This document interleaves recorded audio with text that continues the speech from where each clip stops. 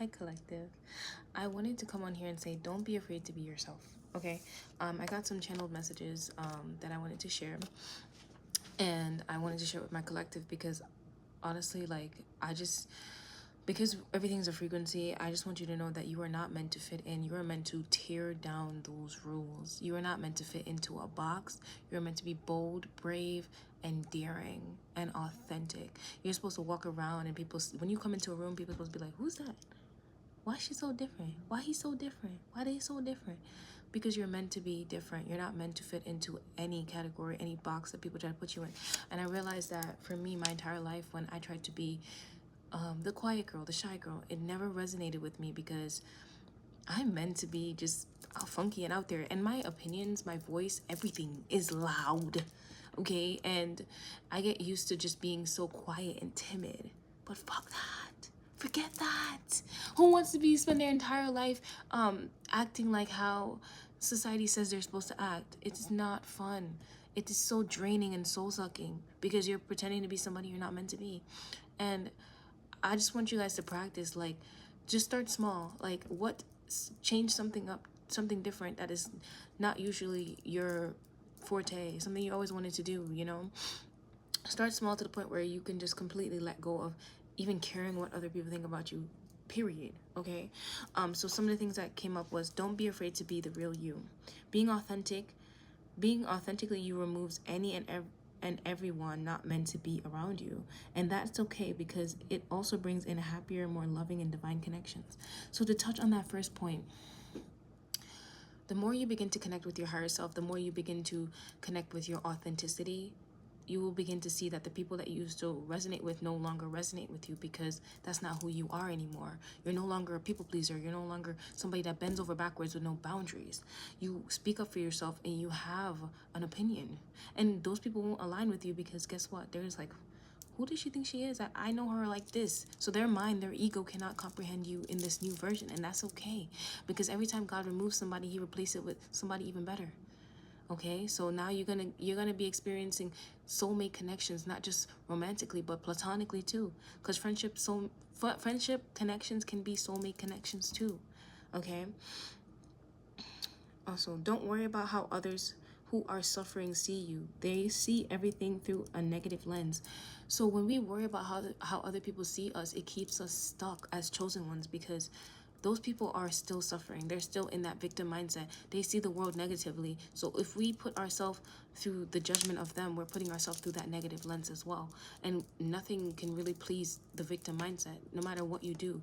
Unless you're bending over backwards and completely depleting yourself, then that person will be happy, but you will not be happy. So if in order for you to be happy means you no longer have those connections, that's okay. God is making room for people who will love you in the way that you've always shown up for other people. You've bent over backwards. You've given your all to people and had nothing in return because you were not aligned with the people that were meant to be aligned with you. The more authentic you become, the easier you welcome in your soul family. Okay, because if you're not authentic, then your soul family doesn't know where to find you. You're not even being the real you. It's like, where is she? Where is she? You they be staring at you, but they don't know where you at because it's not you. Freedom begins the moment you stop giving up. Okay, the minute you stop giving up is when your freedom begins, because no matter what anybody has to say about you, you do not care. You do not take on the projection of other people. And recently, I'm gonna talk about this because I recently went through this. When you are leveling up your life and people are not, they become jealous, they become envious. Okay, it's just the way of life. And the same people who you thought wouldn't have done you like that, they do you like that. And that's okay. The whole point of the lesson is, don't allow their opinions to shape who you are. Because when you give that power away, then that person gets to put you like a puppet string. Okay, whether they say you're a good person, you behave like this. If they say you're a bad person, then you behave like this. Now you sad. Okay, don't allow anybody to have power over your emotions. You have power over your emotions, and you tell yourself that you are not that. Define and spending more time with yourself will allow you to get more clear on who you actually are, so that when people try to come in and disturb your peace, you could just laugh, be like, that's not, you think I'm that? That's okay. That's not who I am. And you can say that confidently because you know who you are Okay, that is just, if somebody said something that is really like playing on your mental, that is a key indication for you to spend more time with yourself and love on you. The answer to the solution, the answer to that problem is self-love. Okay, it's self-love, more self-love. It's always more self-love. You cannot overlove yourself. Okay, more self-love. Okay, this point that I want to say is God wants us to 100% be ourselves. That means embracing the light, and that means embracing the dark. The dark side will show you in ways that your inner child needs to heal. Your inner child is literally the key to happiness, the key to freedom, the key to living your most authentic and happy life. If that inner child is not happy, you are not happy. Okay, and when I say God wants us to 100% be ourselves, I think about how people who follow strict guidelines in their religion that says, oh, you cannot wear a short skirt, you cannot curse, you cannot do all these things. Those people aren't happy either, because they think they're behaving this way because they think God wants them to behave that way. God just wants us to be the pure expression of unconditional love. That means not going out and acting outside of our integrity. As long as you have an integrity and you have that love inside of your heart, at the end of the day, God wants us to choose better for ourselves. He doesn't want us to walk on a puppet string and act a specific way, because then you're also still living in another cage. He wants you to be truly free to be yourself, your most authentic self, and that brings in happiness. That brings in this internal and external shift. Okay, God doesn't want us to be following these strict religious rules. And I think that's also why a lot of people shy away from the word God in the spiritual community, because of how it was taken. Sorry.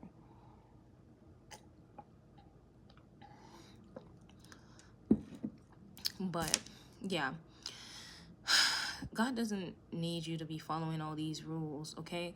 What God truly needs is for you to be honest with yourself. And God can hear our thoughts, and he knows exactly what we need to heal from.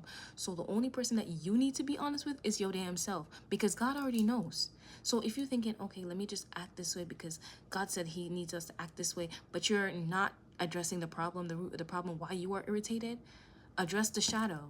Address the shadow is what God wants you to do. But if you're sitting there like, okay, to be a spiritual person means you gotta always behave like this. No, it doesn't. Sometimes your dark shadow side will have you cussing a motherfucker out, okay? And then you gotta go and meditate afterwards. Like, it's life. But at least that trigger will allow you to see why you were triggered and allow you to fully get a better control over yourself during the situation. Still communicate your feelings, but don't act a certain way because you think that's how God wants you to act.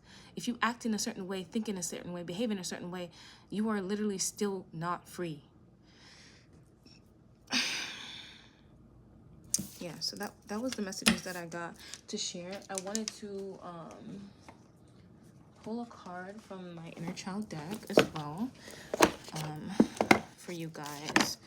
Let me just write down these, the ones I pulled for myself last night, because I still need a journal on them. So let me just write these numbers down so I don't forget.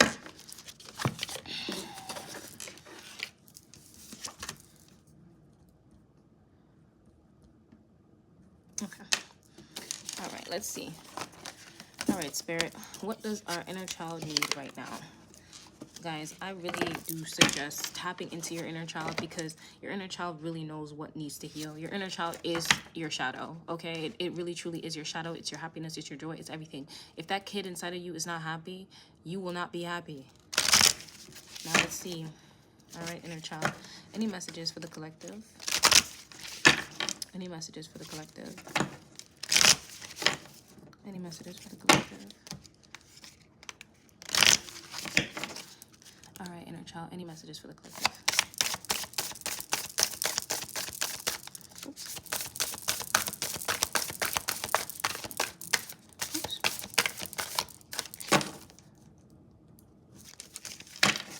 Let's see. Practice freedom. Release the weight of judgment. So this is the card that I pulled for myself last night. So Spirit is saying that this is also for the collective today. So let me read it out loud, because the journal prompt was very nice and I need to do it. Let's see. Practice freedom. Judgment that we or others have placed upon ourselves can shackle us, stealing our joy and will to fully embody our life. It is a heavy burden to carry the weight of judgment, and it can keep us trapped in a cycle of fear and blame. If you have pulled this card, it might be time to consider whether you are being held prisoner by your judgments. Give me 1 second, guys. Okay, so the inner work exercise. Take some time today to reflect on the beliefs that you hold about yourself or your inner child. Write down as many core beliefs as you can, and then review your statements for signs and patterns of judgment beliefs. A good way to do this is to speak these statements out loud and then focus on the feeling and sensations you experience afterwards. On a separate page, write down all of the statements that did not leave you feeling empowered and hopeful. Now is the time to dig a little deeper. Where did these beliefs come from? Why do you believe this is true about yourself or your inner child? If you release these beliefs, are you afraid something might happen? Are parts of your identity built around these beliefs? Answering these questions can help you understand where these judgmental beliefs came from and why they might have been hesitant to go. Now is the time to counter them. Write down the opposite statements to these judgmental beliefs. Say them aloud and see how you feel. Do you feel empowered, hopeful, or full? If so, then there is truth there. There's truth here that needs to be spoken. Here's a journaling prompt for you guys. How does it feel to speak words of truth and freedom over yourself? Guys, I really need to do this because every time you think about something that's like, okay, I want to do this, but there's this voice that says, no, you're not good enough. That is where you need to dig a little deeper. Ask your inner child, why do you believe that you're not good enough for this? Because you're good enough for it, but you don't believe that you're good enough for it, which is why you don't have it. So it's really something to dig a little deeper with, which I feel like the song from Princess and the Frog, you know, that gotta dig a little deeper. I love that movie. I don't know who that's for, but take it how it resonates. Next, I wanted to pull a card from my Angel and Auras Oracle just to see what colors the universe is communicating to us right now to confirm this reading or what we're going through right now as a collective. Okay, tapping into your inner child will really be the key to freedom. I promise you guys. As long as that little person inside is happy, you are happy. Let's see. All right, Spirit, any messages from my Angels and Oracle deck for the collective? Any messages for the collective?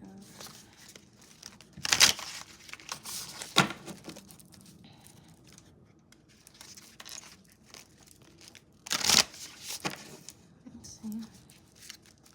Any messages, Spirit?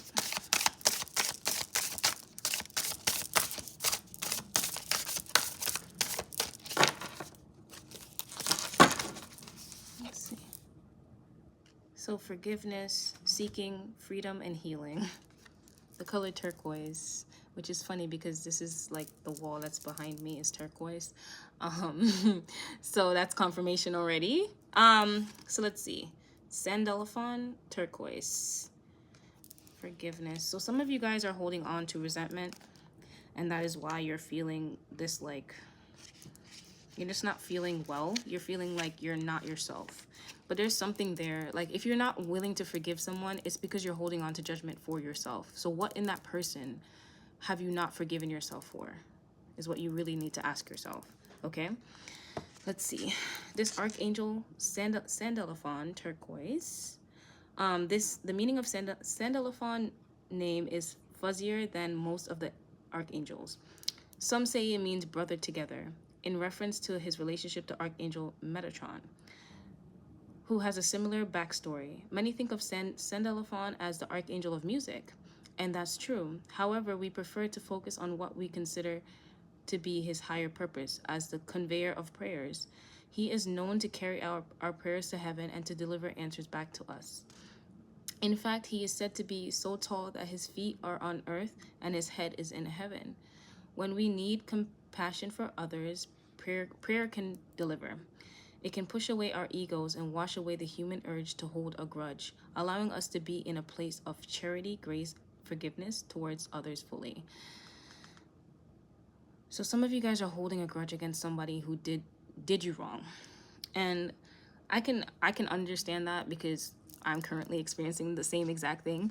And I just feel like praying and asking God to show you how to forgive this person is what you really need, because holding that in your heart, it doesn't allow you to really be in the presence of unconditional love, which is what God wants for us. When we are in that presence, we don't hold on to resentment. We don't hold on to all of these negative feelings. We allow ourselves to fully be free of pain, free of suffering completely. Let's see. Turquoise is the color of kindness and forgiveness. It is also known as one of the colors of ascension because of its high vibration. Turquoise energy allows us to rise above any situation, no matter how challenging or painful, to see it from the most divine perspective. Allow turquoise to help you see the wisdom of the situation and ultimately set you free. Remember that forgiveness is a journey and not a destination. It's beautiful.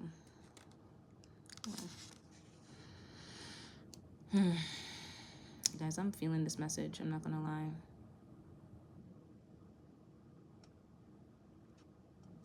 I'm not gonna lie.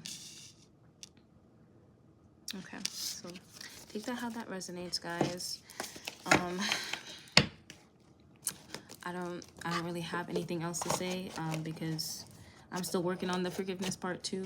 So that one, I'm gonna have to sit with that. I'm gonna have to sit with the lessons that I learned during this whole situation to be able to let go and forgive, because it takes time.